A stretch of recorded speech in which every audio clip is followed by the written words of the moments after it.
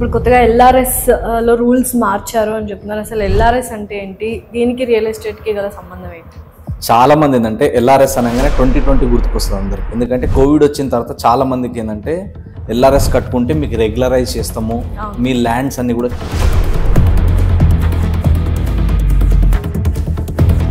ప్రతి ఒక్కళ్ళు ఎల్ఆర్ఎస్ కట్టుకోవాల్సిందే అంటారా? 100% కట్టుకోవాల్సిందే. కట్టుకోకపోతే ఏమవుతుందంటే రేపటి రోజు మీరు అమ్మేటప్పుడు ఇబ్బందులు వస్తాయి. డ్రైనేజ్ కనెక్షన్ కావాలి, మనకు ఒక ఇంటి నెంబర్ ఇవ్వాలి, గవర్నమెంట్ నుంచి వచ్చే మనకి ఏమైనా స్కీమ్స్ కానీ లేదా అక్కడ ఏదైనా డెవలప్మెంట్ చేయాలంటే అన్నీ మనకు అందాలి అంటే కంపల్సరీ మనం గవర్నమెంట్కి చలానా పే చేయాలి.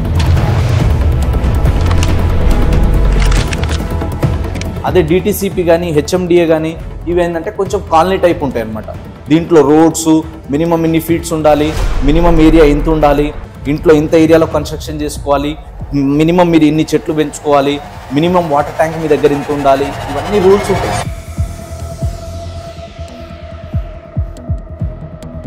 జీపీ లేఅవుట్లో అవి ఏముండవు కాబట్టి అవన్నీ ప్రొవైడ్ చేయాలంటే గవర్నమెంట్ ఛార్జ్ చేస్తుంది.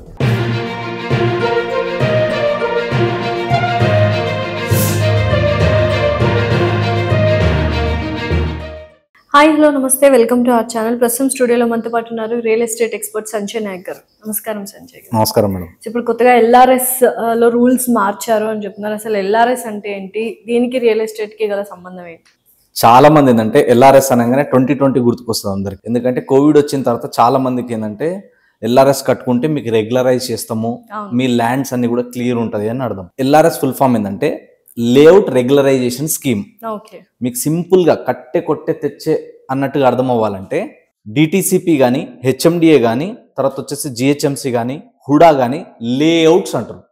లేఅవుట్ అంటే ఒక వెంచర్ లాంటిది, లేదా ఈ ఏరియాలో ఇన్ని ప్లాట్స్, ఇన్ని ఏరియాలో ఇట్లా ప్లాట్స్లో ఇలా కన్స్ట్రక్షన్ చేసుకోవచ్చు అని చెప్పి ఒక మ్యాప్ ఏదైతే వ్యూ పాయింట్ ఉంటుందో దాన్ని లేఅవుట్ అంటారు. సో దానికి ఒక ఎల్పి నెంబర్ అనేది ఉంటుంది, layout pattern number, layout permission number అని అంటారు. సో ఏదన్నా సరే ఇవన్నీ టెక్నికల్ బాడీస్ అనమాట. హెచ్ఎండిఏ కావచ్చు, డిటిసిపి కావచ్చు, ఇవన్నీ కూడా. ఇది దాటిన తర్వాత నెక్స్ట్ వచ్చేది ఏంటంటే జీపీ అంటారు, గ్రామ పంచాయత్ లేఅవుట్.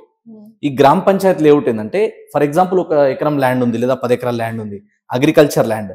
అగ్రికల్చర్ ల్యాండ్ని చాలా మంది ఏం చేశారంటే గతంలో agriculture to non agriculture convert చేశారు. దాన్ని నాన్ అగ్రికల్చర్ కన్వర్ట్ చేసిన తర్వాత ఐదర్ అప్రూవల్స్ తీసుకొని మనం లేఅవుట్ వేయచ్చు, లేదా జీపీ లేఅవుట్ అంటే 100 గజాలు, 60 గజాలు, 133 గజాలు, 146 ఎబో. ఇంకా దానికి ఏంటంటే ఈ లేఅవుట్లలో వచ్చేసి ఏంటంటే ఎల్పి నెంబర్ ఉన్నదనుకోండి, రూల్స్ అండ్ రెగ్యులేషన్స్ ఉంటాయి, గవర్నమెంట్ నుంచి అప్రూవల్స్ ఉంటాయి. కాబట్టి ఖచ్చితంగా ఇన్ని ఫీట్ల రోడ్ వదలాలి. For example 30 feets, 33 feets, 40, 60, 80, 100 depends.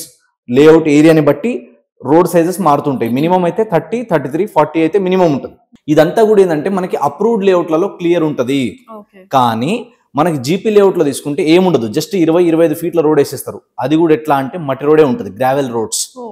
దానికి ఏంటంటే కాంపౌండ్ వాల్ ఒక్కటే ఉంటుంది, మహా అయితే ఫెన్సింగ్ వేసి ఇస్తారు తప్ప ఇంకేముండదు. దాంట్లో రోడ్లు, డ్రైనేజ్, తర్వాత వచ్చేసి park area, open space area ఇలాంటివి ఏముండవు. అది జీపీ లేఅవుట్ అంటారు దాన్ని. సో గ్రామ పంచాయతీ లేఅవుట్ ఇంకోటి ఏంది, జస్ట్ సర్పంచ్ నుంచో లేదా గ్రామ సెక్రటరీ ఎవరైతే ఉంటారో వాళ్ళ సంతకాలు పెడితే అయిపోతుంది అది. దానికి కూడా ఏంటంటే జీపీ లేఅవుట్లలో అప్పట్లో తక్కువలు వచ్చేటివి. ఇంతకుముందు ఈ బాడీస్ అన్ని లేనప్పుడు కూడా గత 20-30 సంవత్సరాల నుంచి కూడా ఉన్నవన్నీ కూడా జీపీ లేఅవుట్సే, గ్రామ పంచాయతీ లేఅవుట్సే.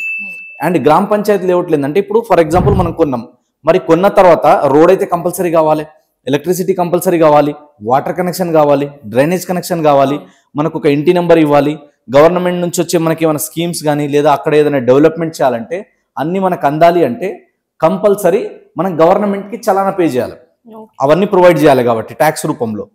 దాన్నే ఎల్ఆర్ఎస్ అంటారు, లేఅవుట్ పర్మిషన్ నెంబర్. ఎట్లయితే మనం ఇందాక చెప్పినామో దాంట్లో అన్ని ఆల్రెడీ పెయిడ్ ఉంటాయి. మనకి హెచ్ఎండిఏ కానీ డిటిసిపి కానీ పెయిడ్ ఉంటాయి కాబట్టి దాంట్లో మనం పే చేయాల్సిన అవసరం లేదు. అది కొంచెం ఎక్కువ రేట్ ఉంటుంది. జీపీలో అవేం మనం పే చేయం కాబట్టి తక్కువలో దొరుకుతాయి. కానీ జీపీలో ఎవరైతే కొన్నారో ఇప్పుడు వాళ్ళకి ఆపర్చునిటీ ఏంటంటే రెగ్యులరైజ్ చేసుకోవాలి. సో రెగ్యులరైజ్ చేసుకుంటే ఏమవుతుంది, అప్పుడు మీరు కూడా ఎట్లయితే డిటిసిపి కానీ హెచ్ఎండిఏ కానీ ఉందో అట్లాగా జీపీలో కూడా మీరు కన్స్ట్రక్షన్ చేసుకోవచ్చు. రేపటి రోజు మీకు గవర్నమెంట్ నుంచి ఎలాంటి ఇబ్బందులు ఉండవు. వేరే వాళ్ళు వచ్చి కబ్జా చేయడానికి, డబల్ రిజిస్ట్రేషన్ చేయడానికి ఛాన్సెస్ ఉండవు. ఎక్కువ శాతం డబల్ రిజిస్ట్రేషన్లు, కబ్జాలు మీరు వినే ఉంటారు చాలా వరకు. ఎక్కడ జరుగుతాయి అవన్నీ? జీపీ లేఅవుట్ లో జరుగుతుంది. ఇంకోటి ఏంటంటే 20 ఏళ్ల క్రితం ఎవరో వెంచర్ వేసిపోయి ఉంటారు, కస్టమర్లు కూడా అక్కడ ఎవరు ఉండరు. కొందరు ఏం చేస్తారు, దాన్ని మొత్తం సాఫ్ చేసేసి ఇక్కడ కొత్త వెంచర్ వేస్తున్నాం అని చెప్పి స్కామ్లు చేసే వాళ్ళు చాలా మంది ఉంటారు. అందుకనే ఈ ఎల్ఆర్ఎస్ అనేది 2020లో ఏం చేశారంటే రెగ్యులరైజ్ చేసుకోండి అన్నారు. ఎందుకు? కోవిడ్ వచ్చింది, గవర్నమెంట్ దగ్గర ఫండ్స్ లేవు కాబట్టి. ఆ తర్వాత ఏమైంది, చాలా మంది ఆబ్జెక్షన్ చేయగానే 1000 రూపాయలు అప్లికేషన్ ఫీజులు తీసుకున్నారు. నెక్స్ట్ మా గవర్నమెంట్ ఫామ్ అయితే కనుక మళ్ళీ చేద్దామన్నారు, అది పోస్ట్ పోన్ అవుతా వచ్చింది 2020 నుంచి. మళ్ళీ ఇప్పుడు 25లో మళ్ళీ కొత్త గవర్నమెంట్ వచ్చిన తర్వాత ఏమన్నారంటే యాక్చువల్లీ ఇది ఫ్రీగా ఇవ్వాలి. కాంగ్రెస్ గవర్నమెంట్ వచ్చినప్పుడు ఏమన్నారంటే మేము ఫ్రీగా రెగ్యులరైజ్ చేస్తాం, మీరు రూపాయి కట్టాల్సిన పని లేదు అన్నారు. కానీ ఇక్కడ ఖజానా ఖాళీ అయింది, ఇప్పుడు మా దగ్గర డబ్బులు లేవని చెప్పి మళ్ళీ ఇప్పుడు ఏంటంటే ఈ ఎల్ఆర్ఎస్ ముందుకు తీసుకురావడం జరిగింది. సో ఎస్టిమేషన్ వచ్చేసి ఎంత రావచ్చు దీని నుంచి ఫండ్స్ అంటే 50,000 కోట్లు రావచ్చు. దాదాపు 20 లక్షల కన్నా ఎక్కువ అప్లికేషన్స్ ఉన్నాయి. సో 1000 రూపాయలు మినిమం ఎవరైతే కట్టుకున్నారో వాళ్ళందరూ కూడా ఇప్పుడు ఏదైతే టోటల్ వాల్యూ ఉందో, ఫర్ ఎగ్జాంపుల్ గజం వాల్యూ జీపీ లేఅవుట్ లో ఒక 1000 రూపాయలు ఉంటుంది. 1000 రూపాయలు ఉంటే దాంట్లో 14% కట్టాలి. సో ఈ 14% అనేది ఎప్పటి వరకైనా కట్టుకోవచ్చు మనం. కానీ ఒక డెడ్ లైన్ టైం పీరియడ్ ఏంటంటే ఈ మార్చ్ 31 వరకు మనం కనుక పేమెంట్ చేసుకుంటే దాంట్లో నుంచి ఒక 25% అనేది మనకి నెగోషియేషన్ అంటే తగ్గుతుంది, డిస్కౌంట్ వస్తుంది. అప్పుడు లోపు పేమెంట్ చేసుకోవాలి. లేదు అంటే తర్వాత కూడా ఖచ్చితంగా టైం ఉంటుంది, బట్ తొందరగా పే చేసుకుంటే 25% మిగులుతుంది కదా అన్న ఒక ఆబ్జెక్షన్ తోని చాలా మంది ఏంటంటే కడుతున్నారు ఇప్పుడు. సో ఇది ఒక్కసారి మనం మన ఫోన్ త్రూ ఆన్లైన్ లో పే చేసుకోవచ్చు, లేదా మీ సేవా సెంటర్ల త్రూ వెళ్ళొచ్చు, లేదా సబ్ రిజిస్టర్ ఆఫీస్ దగ్గర కూడా చేస్తారు. సో మనం పేమెంట్ చేసుకున్నామంటే ఒక్కసారి అది రెగ్యులరైజ్ అయిందంటే ఒక 10 days టైం పడుతుంది. 10 days తర్వాత ఏంటంటే రెగ్యులరైజ్ అయింది అంటట్టు. ఇంకా ఫ్యూచర్ దానికి కబ్జాలు అవ్వడం, డబల్ రిజిస్ట్రేషన్లు కావడం అలాంటి ప్రాబ్లమ్స్ ఉండవు.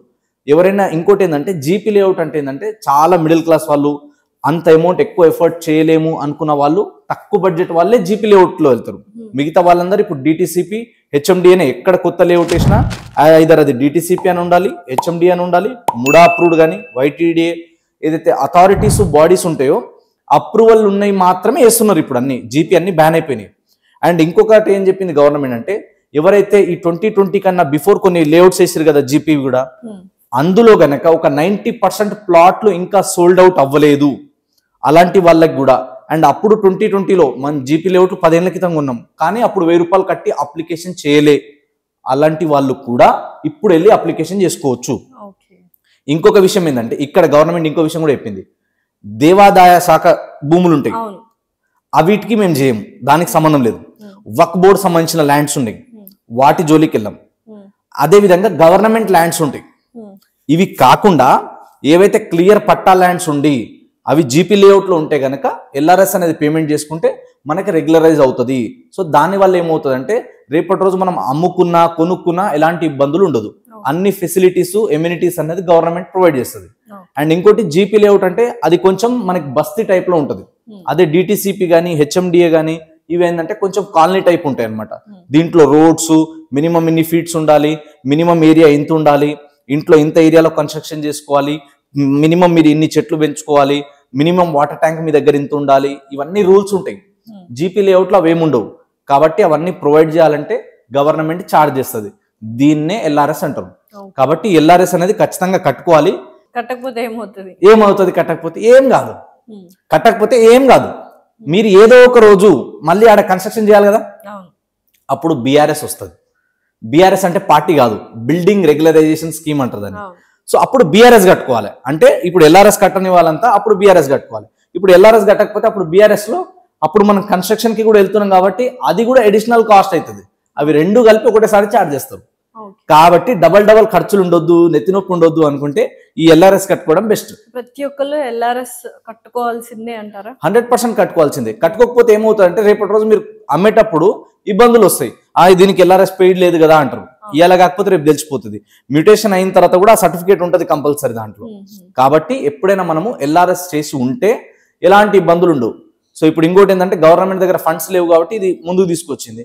ఇది దీంట్లో ఏంటంటే ఒకటి ప్లస్ ఉంది, ఒక మైనస్ ఉంది.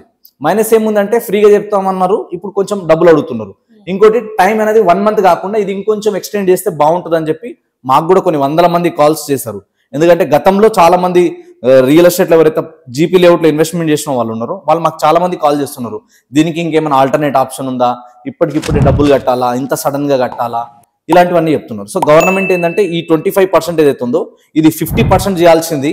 అండ్ ఈ 30 days ఏదైతే 90 days మినిమం చేయాల్సింది. అంటే నా పర్సనల్ ఒపీనియన్ అది నాకు చాలా మంది కలెక్టివ్గా వచ్చినాయి కాబట్టి అట్లా చేస్తే ఏమవుతుందంటే ఇంకొంచెం ఎక్కువ మంది రావడానికి తొందరగా పేమెంట్ అవ్వడానికి ఛాన్స్ ఉంటుంది.